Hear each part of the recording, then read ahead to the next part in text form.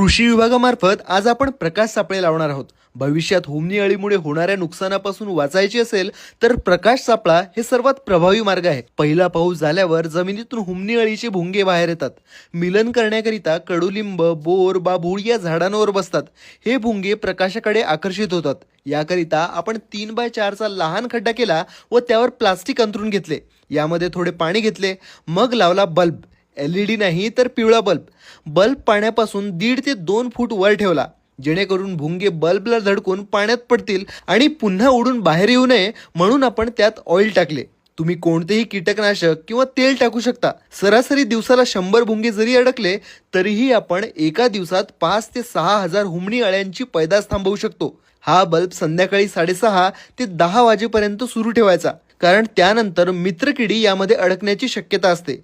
पीक कोणतेही असो, जून महिन्याच्या सुरुवातीपासून काही दिवस प्रकाश सापळे आपल्या शेतामध्ये नक्की लावा। या छोट्याशा प्रकाश सापळ्यामुळे तुम्हाला भविष्यात हुमणी अळीमुळे होणारे नुकसान टाळता येईल। शाश्वत शेती, समृद्ध शेतकरी।